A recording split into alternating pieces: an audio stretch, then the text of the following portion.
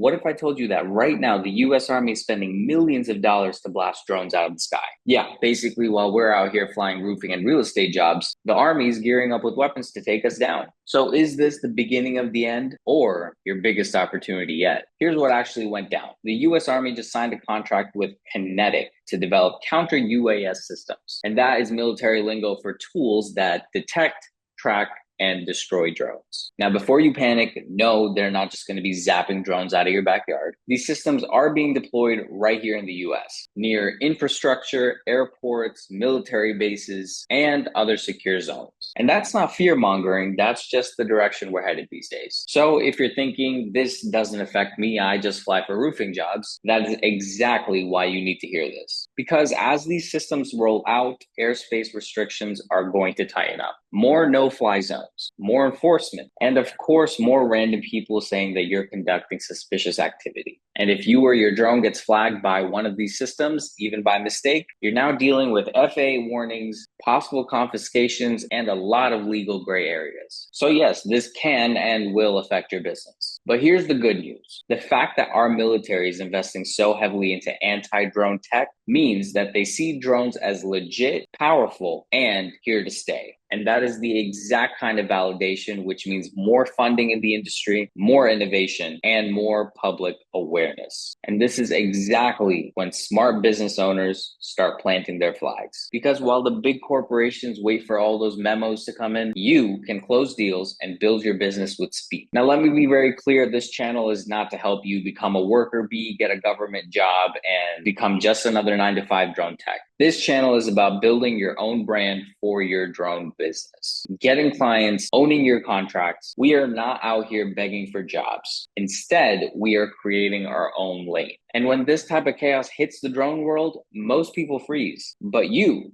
move smarter. And that is the difference between a hobbyist and a business owner. Now, here's your checklist. Remote ID, make sure that's active. Airspace awareness, use apps like Aloft or Before You Fly before every single mission. Branding, treat yourself like a real business. That means websites, pitch decks, portfolios, proof of work. And lastly, stay away from restricted zones. Unless, of course, you want to play chicken with a microwave cannon. Yes, in today's day and age, those are real. Now, while everyone is worried about drone bans and weapons being put out there to shoot your drone out of the sky, you, my friend, should be thinking like a strategist. Security firms, local governments, and private contractors all need drone data. But even more importantly, roofers, real estate professionals, homeowners, brick and mortar businesses, event planners, agriculturalists, and more. They all need someone to fly. So even if a big company like DJI were to disappear tomorrow, you should still be the one they call. And that is exactly why I created my drone business workshop, to help you dominate no matter what rules change. I walk you through gear,